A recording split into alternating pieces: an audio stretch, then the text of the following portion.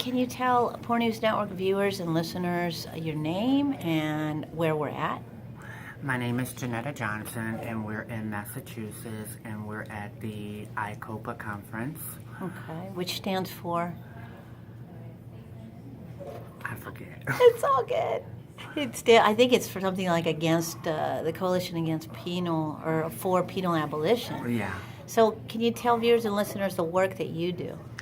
I work at GGIJP, which stands for Transgender Gender Variant Intersex Justice Project, and I work with transgender women and men coming out of jails and prison, trying to support them in transitioning back into a society that has never socially accepted them, and looking to create new opportunities for transgender people coming out via reentry programs and leadership development, and providing employment opportunity with a training component so that people can have a better transition coming out of the criminal justice system, and also give them an opportunity to build themselves up and have room for error.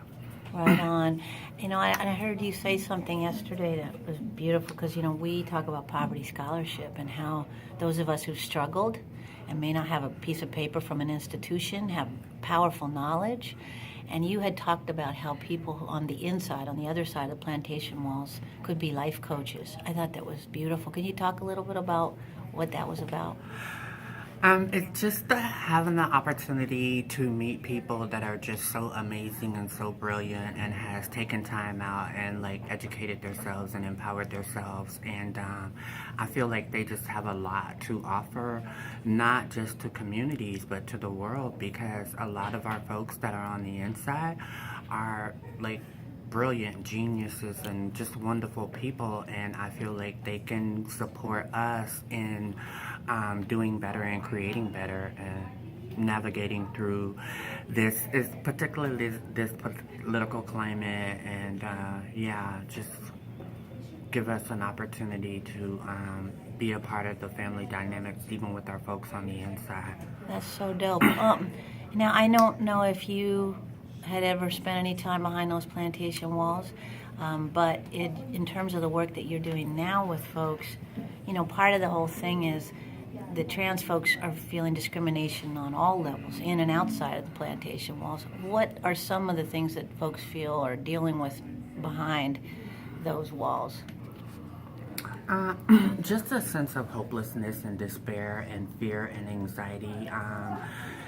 When you think about Black trans women of color, trans people that are on the inside, it's just that you think of all the abuse and all the trauma that they experience, and the dehumanizing, and constantly being told that you're not who you are, and just because you're in the criminal justice system, you forfeit your right to be transgender nonconforming. And it's just people are doing the best that they can to hold on to their sanity in the hopes that one day that they will be released and they have the opportunity to fully participate in without with less interruption by the system, to evolve in a way that they feel like they should be evolved. But I think the most important thing that we do is continue to send information, continue to keep our folks on the inside updated on what's going out here so they can know how to move around on the inside.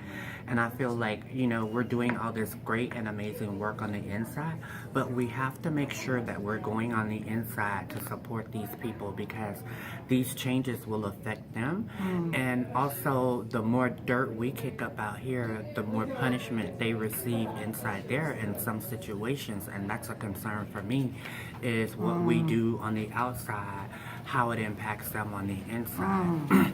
I say, last question, because of course we focus on issues of houselessness, housing, folks struggling, with these stolen streets. We know that when folks come out, oftentimes they end up unhoused. Any thoughts on that? That's the hardest thing with our organization, but we just have to work a little bit harder and dig a little bit deeper and become a lot more creative than we have in the past. And also, some of these people that are genderfying and opening these Airbnbs, they need to at least create an opportunity, affordable opportunity for people that are coming out of jails and prison to access some of this housing.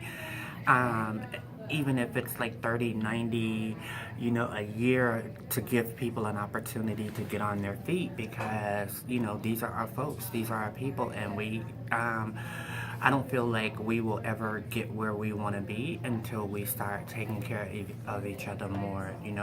When people get out, we have to create space, find space, and organize more to make sure that happens, and also start more businesses for formerly incarcerated people, because that sends a message that formerly incarcerated people have value, and we want them home, and we want them to stay home, and we want to make room for them and make space for them. Ashe.